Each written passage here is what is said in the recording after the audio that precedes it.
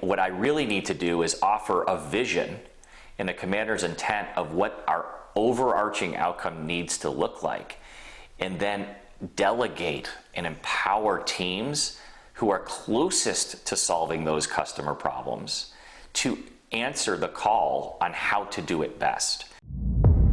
5, 4, 3, 2, 1.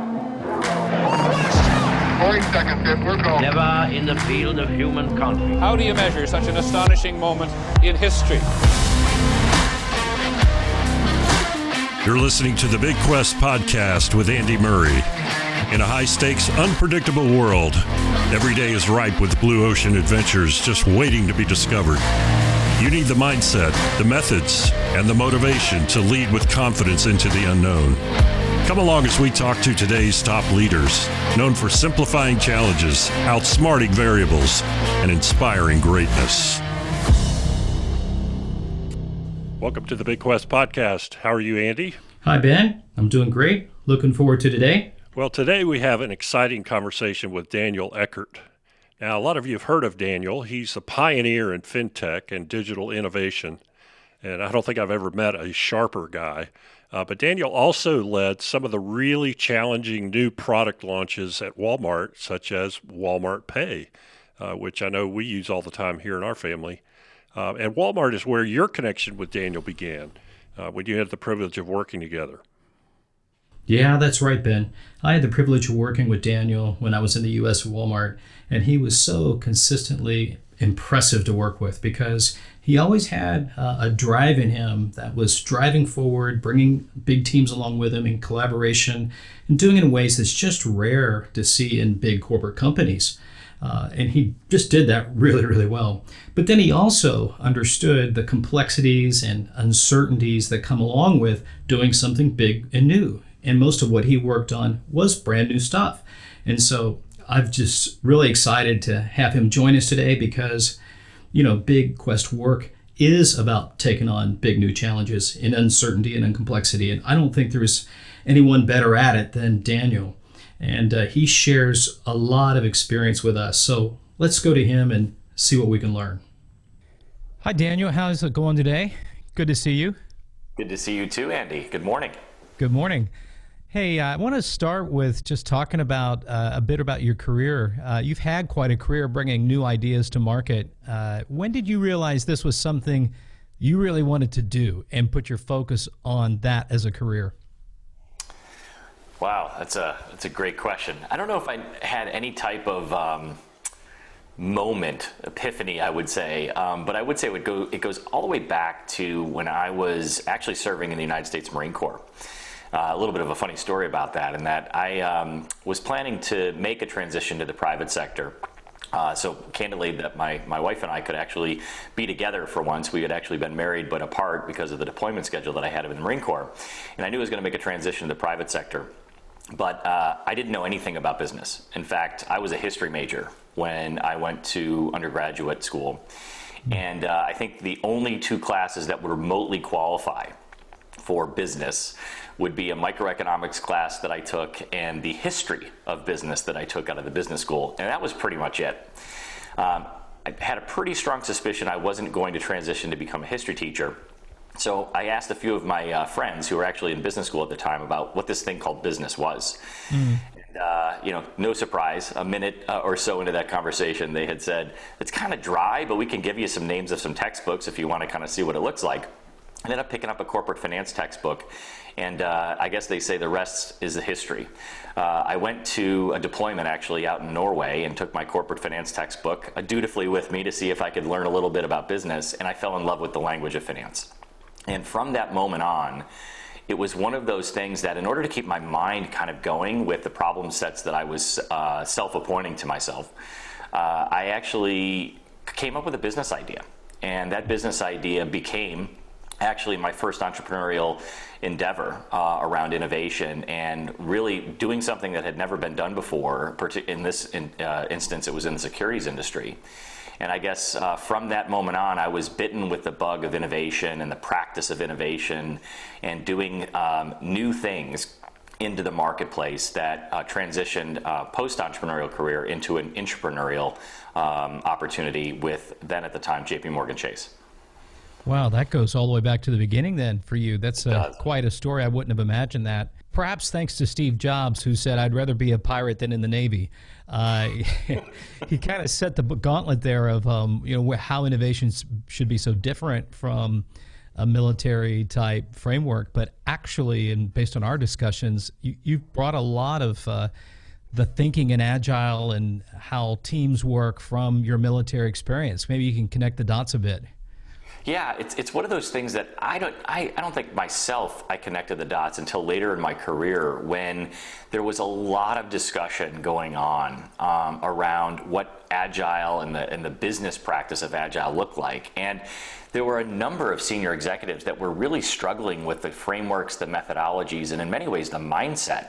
And I would be sitting in these meetings going, I don't see why this is so difficult for folks to grasp. And I started to really search my own background to say, why do I find this a lot more easier to understand and grasp? What within my career would suggest that maybe I've seen this before but didn't have the words or the definitions that we're using now, and the like. And as I really thought through it, it really did start to stem from my time in the Marine Corps. And as you and I had mentioned in prior discussions, the Marine Corps is one of these really, really interesting fighting forces. It's very small. When I was in the Marine Corps, it was only about 159,000 people.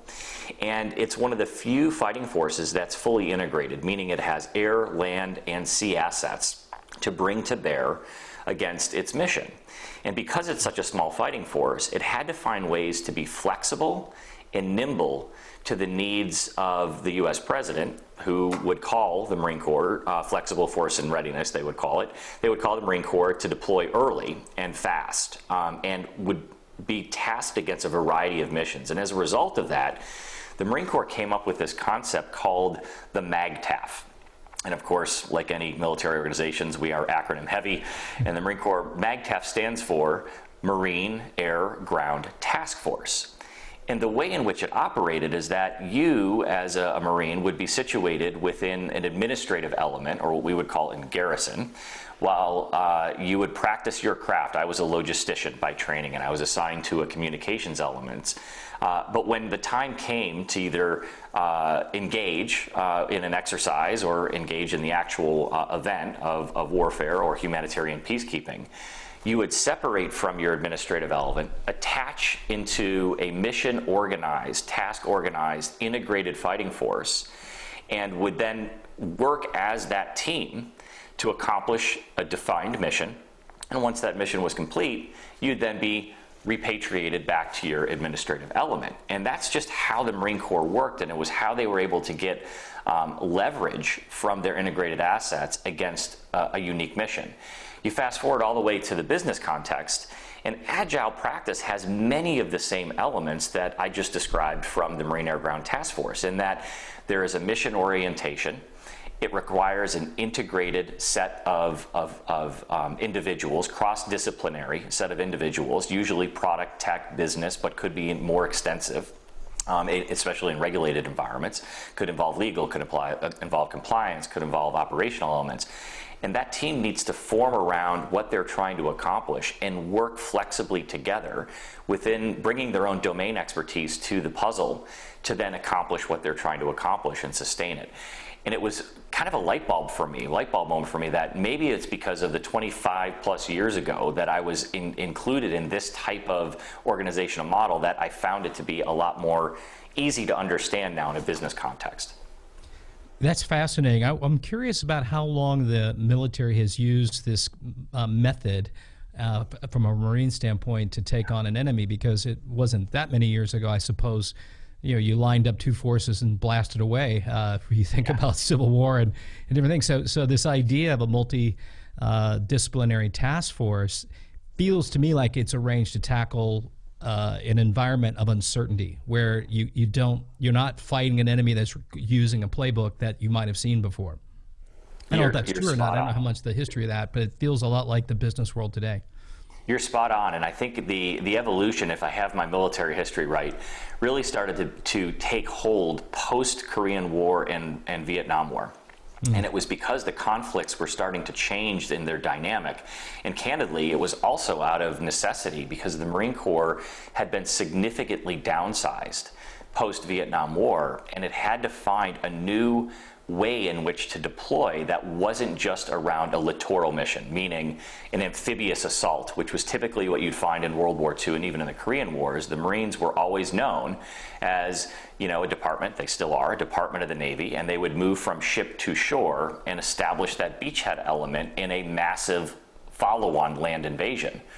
Well, guess what? Uncertainty started to come into both the mission of the Marine Corps, but also the nature of fighting. And as a result, we saw the Marine Corps start to adapt and change its approach so that it could actually meet the new challenges and the new needs of the modern fighting force. And that has sustained to this day and has continued to evolve. Not only from the first war that happened in the Middle East, but then obviously the subsequent war that has happened throughout the Middle East. The Marine Corps' combat mission has continued to evolve in these uncertain times where you're dealing with potential urban warfare, an enemy that isn't coming to the fight, in established lines. And as a result of that, you're right, this VUCA world had to be adapted to. And I think you're seeing that also now in the commercial sector, where we're seeing that volatility, we're seeing that uncertainty and that high need for change, but still create a direction and a mission. And it's probably why you're starting to see very similar elements, maybe defined differently or used with different language, but a very, very similar approach. It's interesting, Daniel. I heard Stanley McChrystal talk about team of teams when he came to a Walmart officer meeting many, many years ago. And at that time, I had not really been exposed much to Agile. I mean, I understood it, but I didn't understand the structure and how people worked. And now, after being much more involved in experiencing it, it's what he was saying makes a lot more sense, because it is that team of teams and some of the models behind that makes it so effective, I think. I couldn't agree more. In fact, it's one of my favorite books that describes, again, a business practice that is now taken out of business but put into a military practice, and out of necessity, General McChrystal had to find a different way to address, if I recall correctly, what was really seen as a growing failure in dealing with the counterinsurgency in the Middle East. Right. And he recognized that while there were many, many special operations elements that were working on the same problem, they weren't working in an interdisciplinary fashion to actually solve that problem. Right. It sounds really, really and eerily consistent to what you hear often in business contexts in an uncertain time on how to solve customer problems in an interdisciplinary way. And I think General McChrystal did a fantastic job teasing out his lessons learned and then applying it beyond a military setting into a commercial setting on what we could draw from those lessons to address uncertain times with speed and agility. It was a great book. Yeah, it was. And he also talked a bit about mindset. And one of the things that you mentioned earlier that I find often left out of the discussion or not as much understood is in the area of mindset. And if you read any of the great books on agile transformations, you get a good sense for the method. And the method is a big part of it. But when boots hit the ground and you experience leading in an agile way, a customer proposition that's brand new or whatever, in big corporations, mindset and motivation, how do you engage people to do that, become more important than what you read about in the Agile textbooks, where it just really outlines method. In your mind, how does mindset, method, and the motivational elements behind that, how do those three things play out? Let's go to the mindset bit. Yeah. Look, mindset is another way to describe organizational culture. It's foundational. And if you were to really think about where you'd start on this journey for greater agility, and I'll even leave out the methodology of Agile, but greater agility as an organization, it really does begin with a change in mindset on how work can get done vis-a-vis how it has gotten done in the 20th century and even in the early 21st century. This notion of having these strong, siloed organizations that can be independent of one another to go and accomplish a certain mission for a company, I think really in this modern era will only slow an organization down. And it begins with thinking more boundaryless in your organization. Say, what human capital assets can I bring to the table to help actually address the business challenge I'm trying to meet, or the problem in the product mindset would be called the problem that we're trying to solve for customers. And if you don't have that mindset to actually start tearing down your silos and thinking in an interdisciplinary fashion on how you solve those problems for greater agility, you'll continue to find and face organizational resistance. And I don't mean resistance of the troops per se, because when folks actually do engage in these types of interdisciplinary projects in the past, you'll hear so many reports of the individuals that have participated in those is they don't ever want to go back to another way of working. Yeah. It actually is the mindset of leaders to say, how do we continuously apply this in such a way that allows us to both operate the business differently, but also change the business as we're going in this very, very adaptive model. You know, Daniel, it's interesting. A lot of the success stories on Agile have come from the tech industry. It's where it's been used the most. And as omnichannel begins to compress two different cultures of physical and digital, there's a real desire to apply Agile to non-technical areas. And a question I've had, if you think about business in financial tech or health services and such, to create a 2-week sprint that creates a minimum viable product, which you can easily do, or easier do in tech, where you're standing up, a prototype. Doesn't it become a lot more difficult when you're talking about a new credit card or something like that? How do you take that and create anything that's a viable product in a 2-week sprint? So that's where I think some people are challenged when you start applying the tech version of that, where technology you could stand up much quicker and more easily than an MVP on a physical product like a financial services or a new health service. Yeah, it's a terrific question, Andy. And the way I think about this is, particularly when you're dealing with highly regulated institutions and highly regulated practices and services, this is where the method and the mindset really do need to be separated, because I think you can still maintain the mindset for Agile and acculturate your team for agility, but that the methodology needs to adapt to the practice at hand. And what I mean by that is, when you're dealing with a technology, let's say an exclusively driven digital service or a digital product, where a lot of Agile practices have evolved from, many times those tools don't require the level of stability, scalability, and regulatory infrastructure to be supported, and therefore that sprint methodology of 2 weeks, or I've even heard as little as a week, you could start to see actual shippable product in that space. But 2 weeks is typically the standard you'd hear. Doesn't fit very well, let's say, for example, a vaccine. Right. I'll take myself out of this from the FinTech perspective, because it's also a highly regulated institution, but let's use a vaccine that requires an enormous amount of technology. But then, as we are learning in this COVID world, the logistical footprint to actually then be able to distribute that is just as important. And some of the constraints of the innovation, as we know, are focused on cold chain. And so now you really do have an omni-channel solution that, if it gets wrong at the, I would say, the best case scenario, the vaccine is proven ineffective upon delivery. Worst case scenario, you may have an actual issue from delivering that to a human being, because you're obviously having to inject a vaccine. So how do you actually solve that and use Agile practices, which I think we would all say in the last year probably have been absolutely applied to this particular problem because of the exigency of what we're dealing with in the pandemic. And I think how that's done is, first, it begins with mindset. Yeah. You actually start to align your interdisciplinary functions to say, how do we solve this problem?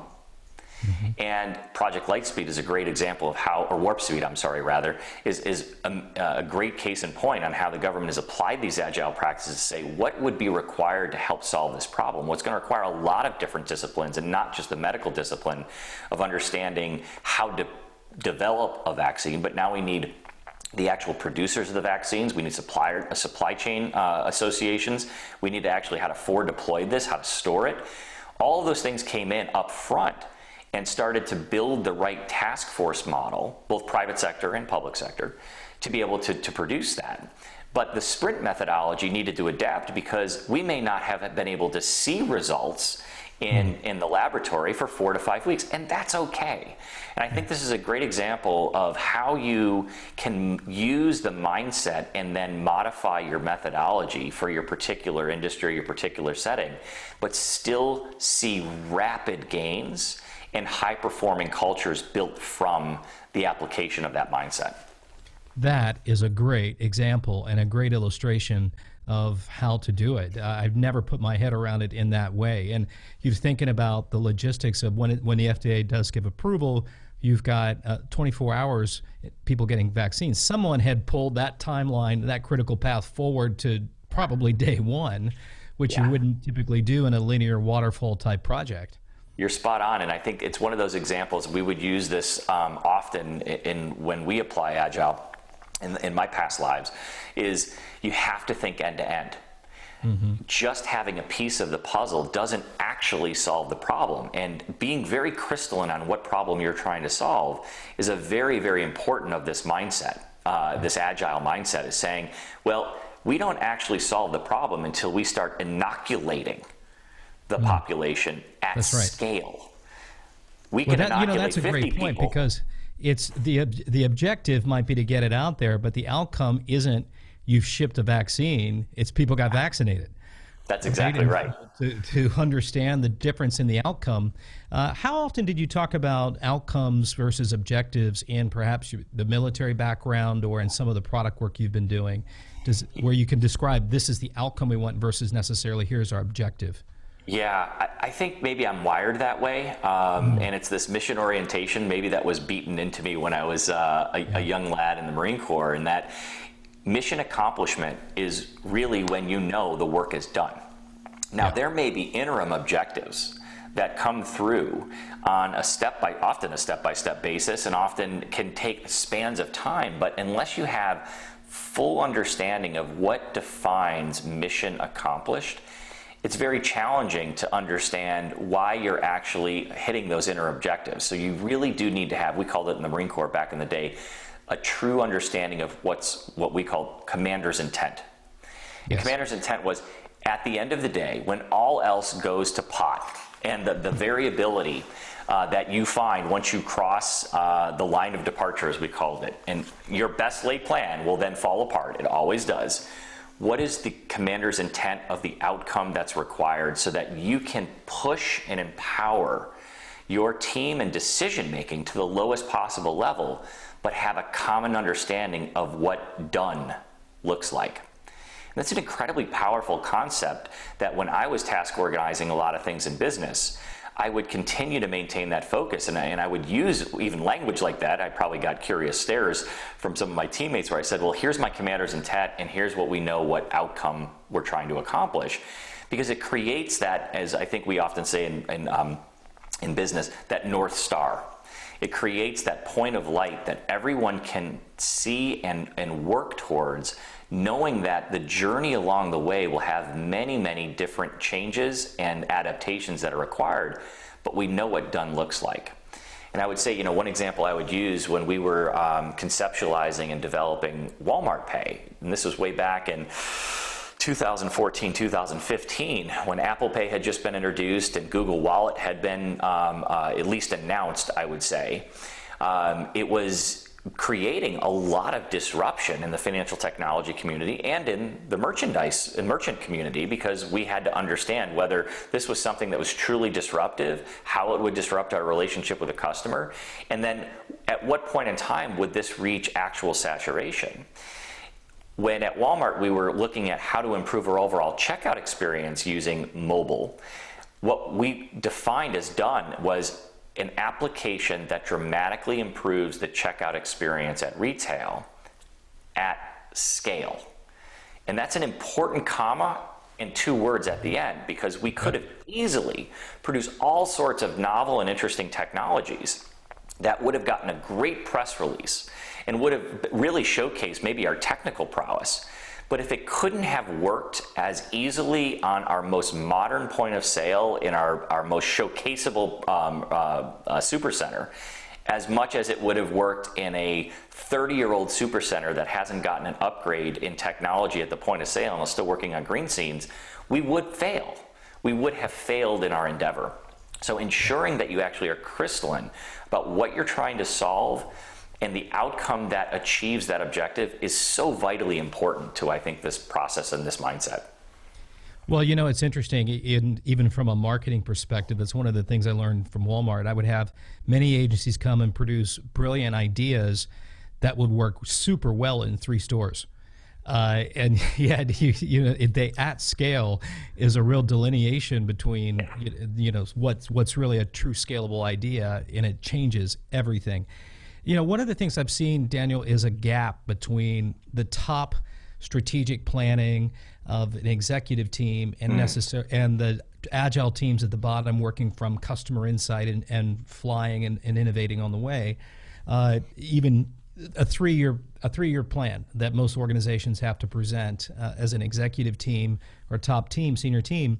There'll be things in there like strategic objectives. One might be, we're going to have a digital transformation, right? Well, what's the outcome? Like, that is so not outcome oriented, and I would also often kind of chuckle at that of like, well, what's the outcome you want from that? Which you get to a very different answer than an objective of digital transformation, but yet boards, executive teams are loaded today with 7 or 8 of these strategic objectives and imperatives that don't always cascade down to what's happening from an agile team and teams of teams that are up against real customer problems every day. And so have you thought much or have you experienced that gap between the top planning parts and the middle to down trying to do innovation work? I have, for sure, and it's funny that you use that example. Is I can probably try to count, but I probably would lose count of the number of times I've heard about companies that are looking for digital transformation experts, and I always would scratch my head and say, like, what does that mean? Honestly, I don't know how to even define what digital transformation is until we start getting more concrete on the objectives and the outcomes we're trying to accomplish with technology, which I think is a way, or I guess a consultantese way, to describe what we're talking about is how do we actually revitalize our business model that imbues technology that in ways that helps us advance with agility and solve real customer problems, whether it's in a business-to-business customer or it's a business-to-consumer customer. And that disconnect, I think, often is a little bit senior leaders haven't gone through their own transformation and mindset and how they actually can align their organization for greater agility, greater empowered thinking, and allow for that delegation to happen, and then provide, like I had said, commander's intent, but allow for the agile teams to be empowered to find ways to accomplish variants of all of those things that bubble up into that broader outcome for the board and for shareholders. They haven't gone through that process. They haven't seen it. So you end up in this interesting, I guess you would say, environment where I think there is desire from the senior most leadership teams to make this transformation happen within the organization. But they're either ill-equipped or they're, I don't want to say scared, they fear the loss of what they've been used to, which is a lot of that command and control type of environment where we can provide a 3-year plan and then we direct that plan, because that's what leaders do, is we provide direction. Rather than saying, what I really need to do is offer a vision and a commander's intent of what our overarching outcome needs to look like, and then delegate and empower teams who are closest to solving those customer problems to answer the call on how to do it best.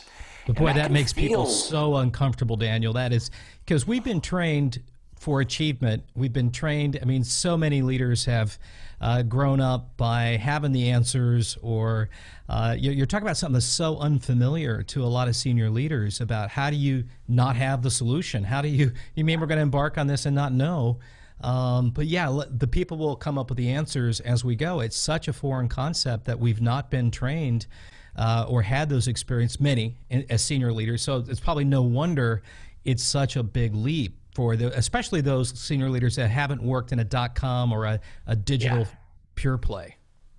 Yeah, look, and I think everyone loves the feeling of having a completely baked cake so that you can just exercise assembling the ingredients and throwing it into the oven and you know it'll taste well. The challenge in modern business today is virtually all of it is technologically enabled, and the speed at which customer expectations are changing with the enablement of those technology-led solutions is it doesn't invite that ability to be so well defined. It's messy. This is very, very messy business going forward, and you have to develop a level of comfort in not knowing, but having an understanding of what the outcome might look like, but be okay with teams coming up with different answers, different solutions that achieve the same outcome, and enabling them that canvas to do so. It is unsettling if you haven't been in that type of environment. And again, like we began, maybe I just gained comfort with that because it was beaten into me so early on in my formative stage as a leader, where war is messy. We called it the fog of battle. Yeah. And that fog of battle makes even tying your shoe difficult. And so you have to grow very comfortable in saying, like I was a platoon leader and even as a company commander, where you may have accountability for 250 plus Marines at a 24 or 25-year-old. The minute you cross that line of departure and fire is coming at you, you're not going to know what's going to be happening on your left flank. Yeah. The only person who does is that fire team on the extreme left flank, and they know the weather, the terrain, the enemy that they may be facing on that left flank, and you have to empower them with decision-making rights on what they need to do to continue forward against that commander's intent to accomplish the mission, and be okay with it, because you're not ever going to know what's going on in the heat of the battle. You'll have a general sense, but the rest of it you have to leave up to your team. Well, the good news is for those senior leaders that might be listening to this that haven't grown up with an agile set of experiences, the methodology is so now well understood by so many that you can learn, and you can learn what that means versus a methodology doesn't exist. I mean, so there is a patterned approach that you can, if you're a learner and a passionate leader, you can access the way to come up to speed and learn this. And I think the alternative option for many senior leaders is if you've got 4 or 5 big things you want to achieve, then you stand up a skunkworks project with a great line manager that had proven results in a command and control way, but old Joe there, he really gets it done. Let's put him in charge. And sure enough, it's a disaster for several different reasons, because it didn't have the interdisciplinary feedback and input along the way. And but that's the more common approach, is to take it offline as a skunkworks, which is miles apart from standing up an agile team and supporting it properly. Yeah, I think you're spot on, and I was going to put that finer point on it as well, is that, what I would not be an advocate for, particularly in very, very large organizations, is having an executive committee's decision, we're now going to practice Agile, and try to roll it out to the entire organization, because there are areas where the Agile mindset needs to take time and take hold, and you don't necessarily need to change the entire team structure to do so. And that's typically in the true run the business side of the house, or let's say in the compliance organization. Could they benefit from Agile practices? Absolutely. Will they eventually get there? For sure. But to come to an organization and say, by the way, we're all now going to practice Agile, that will just create chaos. But that's different than what you just described, where if you actually do want to practice Agile, but you apply it by saying, we're just going to create the skunkworks, and they're going to be the only individuals that are going to be tasked with innovating or using this type of methodology, the challenge you end up wrestling down later, you just kick the can down the road, is when it needs to be incorporated into the business to take advantage of all of the functionality at scale that an operating business actually provides. It falls flat on its face, because oftentimes the skunkworks either weren't given access or explicitly hived off from access to the run the business individuals, and therefore didn't think through end to end what success may look like when it has to be delivered to that customer that they're serving, business or direct end user, at the operational scale that the company is working at. And as a result of that, you miss things. And so finding that balance is such an important element of the practice of this, which then pays forward to the run the business folks. They get access to how this mindset works and can take and glean learnings from it to apply to their particular elements over time. bigQUEST Podcast with Andy Murray will return right after this break.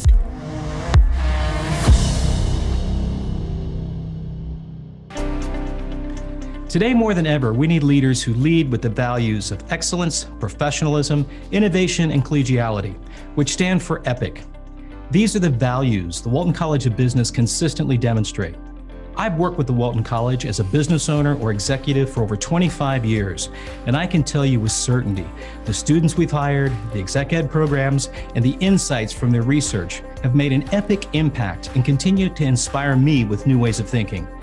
Their vision to bring thought leadership to the challenges business face today, such as business integrity or how to be a customer-centric organization, that adds real value by creating conversations that connect people with organizations, faculty, industry, and practice. I put a link in the show notes to Dean Matt Waller's Be Epic podcast, where you'll hear stories and get great content that will inspire you to be epic. We now return to the bigQUEST Podcast with Andy Murray. Let's talk a little bit about the leadership characteristics for this type of work.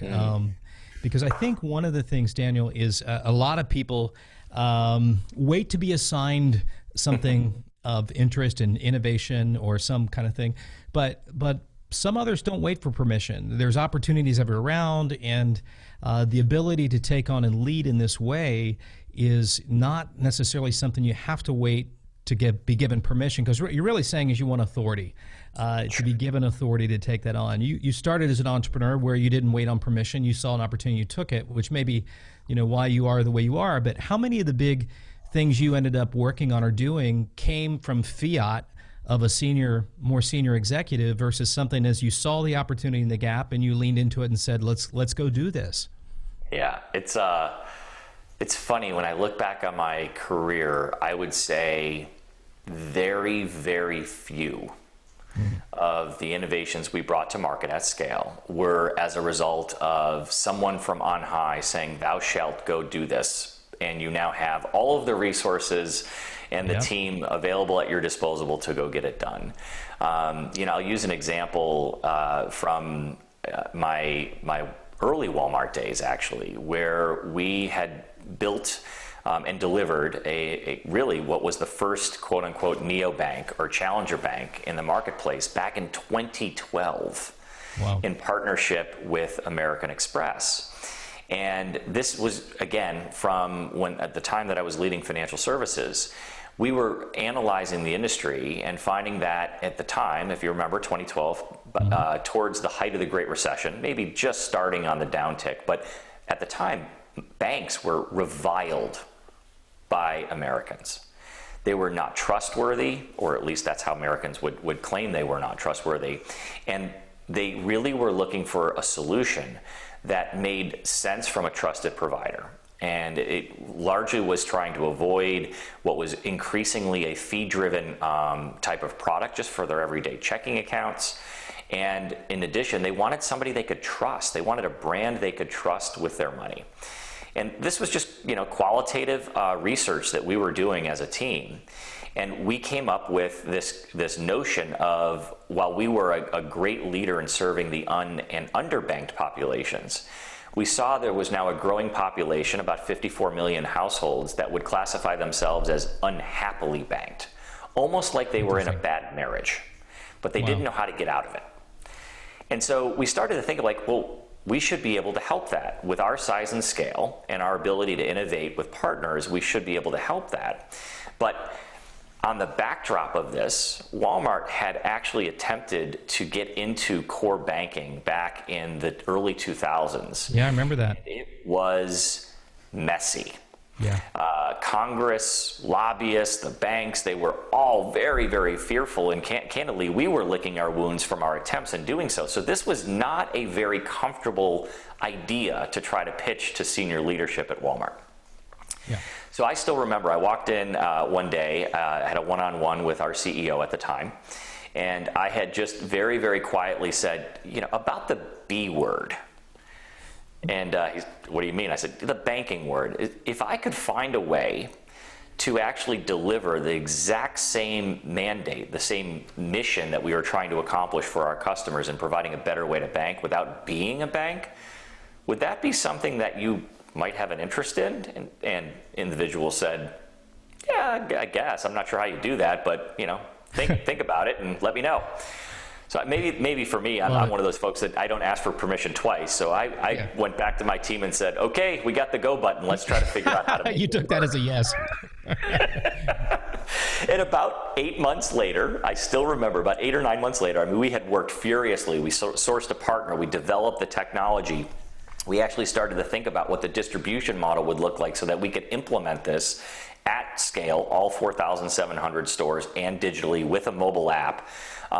Took over American Express's roadmap on this particular platform to build this thing.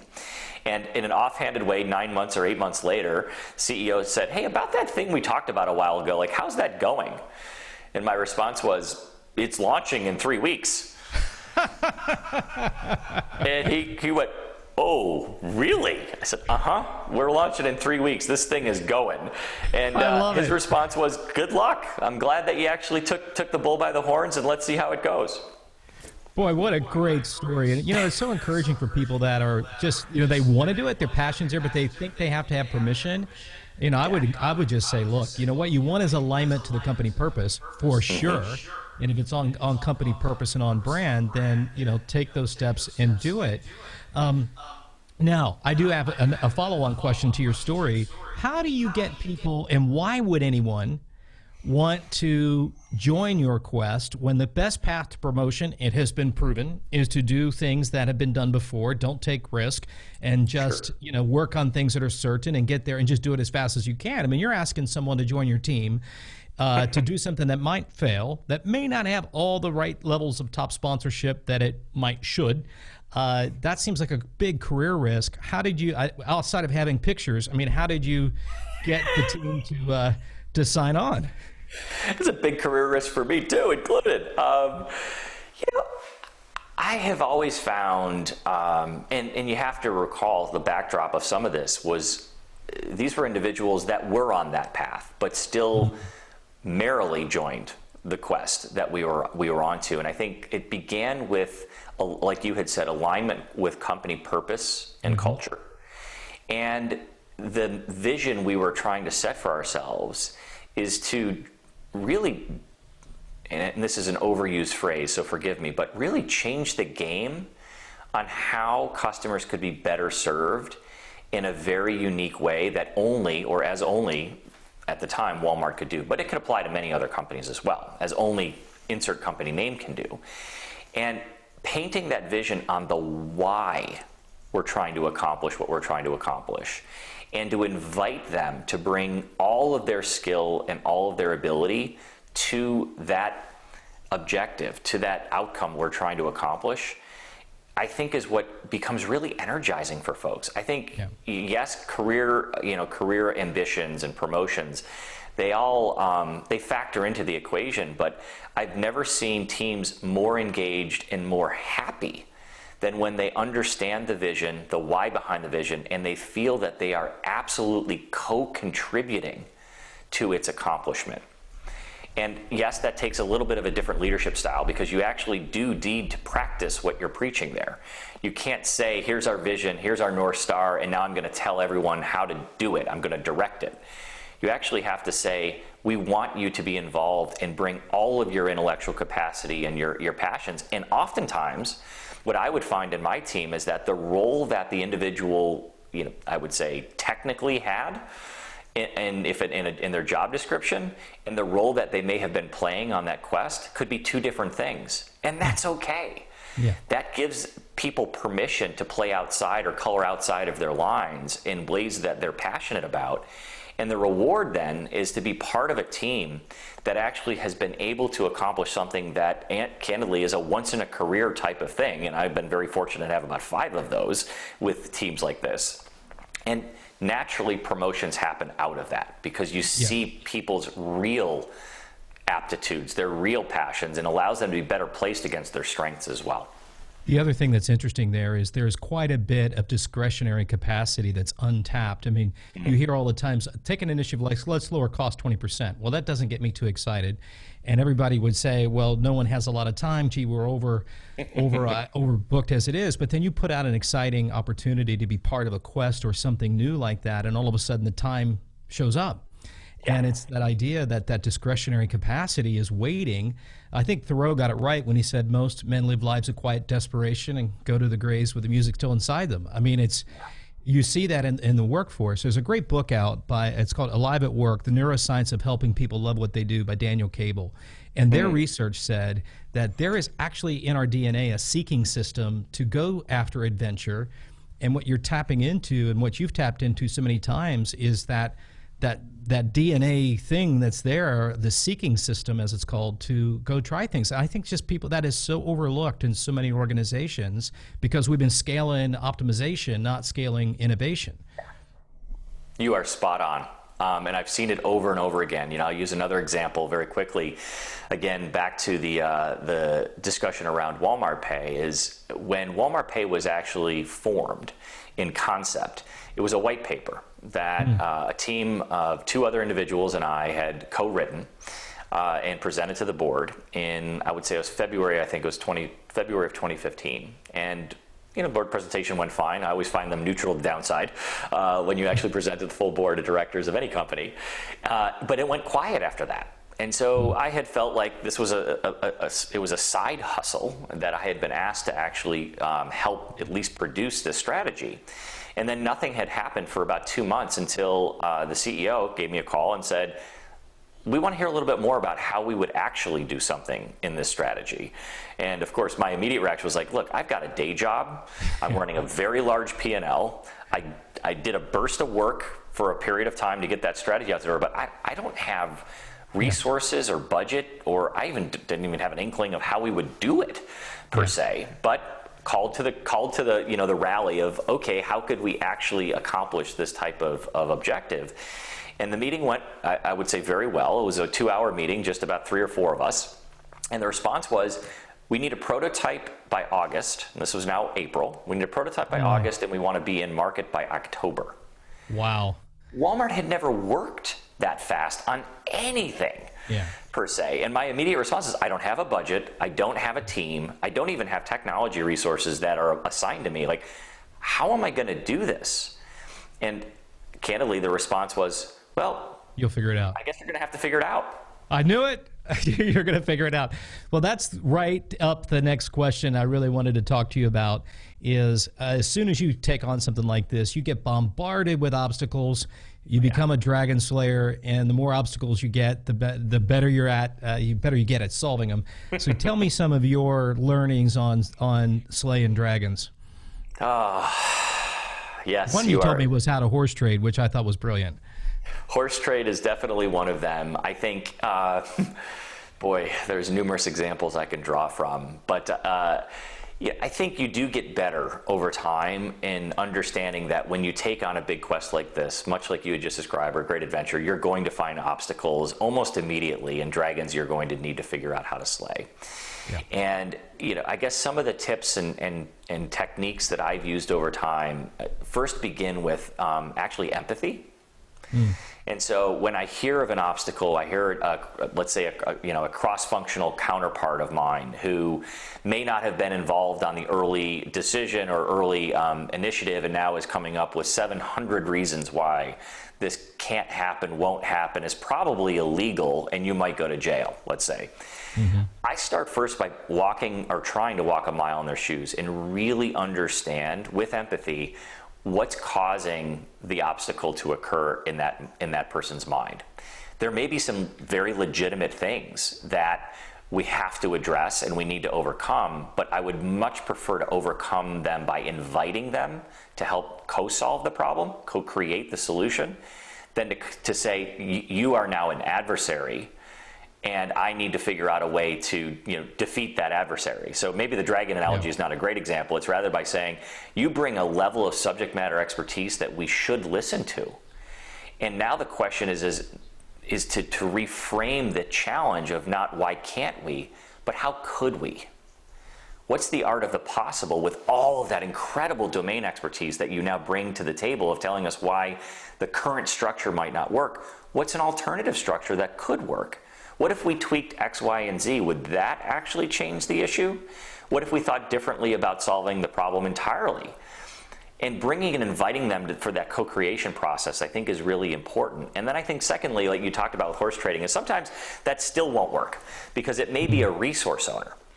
It may be an individual who says, I know how I can do this, and I actually have the ability and the wherewithal to do it for you, but I'm just too darn busy, or I've got other priorities that I'm working on that don't fit within your priority schema.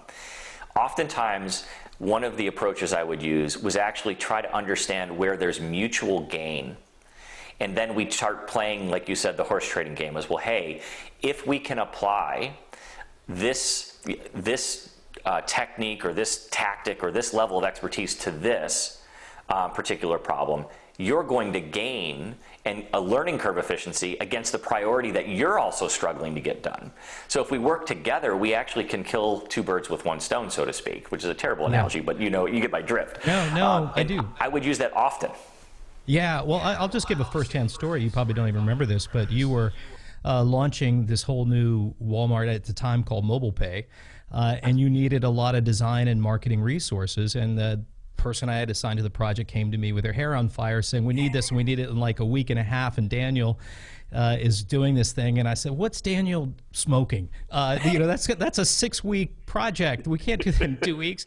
And so I got in, so she invited me to this, what was like this super secret place with a super secret thing, and I really felt special, like I was being invited into this amazing project, and you did a great job of pulling and going after my entrepreneurial Achilles heel to make it sound very entrepreneurial, very exciting. And I just drank the Kool-Aid, and all of a sudden I was pulling resources out everywhere to help you, even though it wasn't on my list at all at that speed. And it was crazy, but there was something, you wanted to belong to something that sounded really exciting and new. And I think the way you told the story to invite people in to co-create with a lot of latitude, because you kept saying, well, design whatever you want. You can kind of, this is yours to bring to life, and look how this is going to transform things. And so I drank the Kool-Aid pretty quick, and I think we freed up the resources. And some very senior person said, we don't like the word mobile, and we scratched that and started over. But that would be our chairman.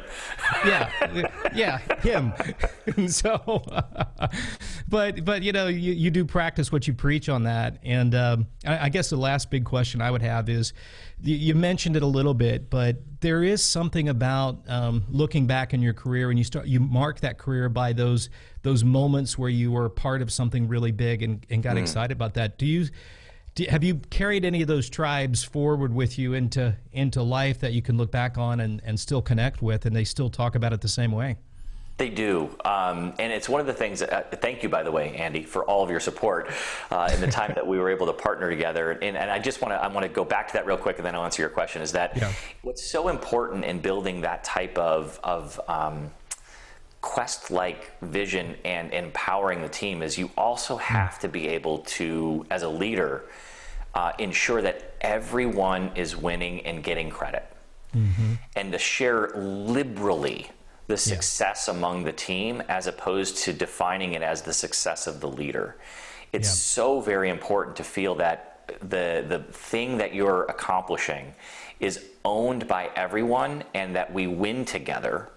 And we also are challenged together to achieve it. And it's such a vital component to the mindset to ensure that everyone felt like they have a piece that they can win with, and you share that credit liberally is so important. And it's often a leadership lesson that we miss, and it's so important to do. So to your question. Well, before you go on to that, there's a great book about the Pirates Code. And if you've studied anything about pirates, if you're part of the pirates, you share in the spoils.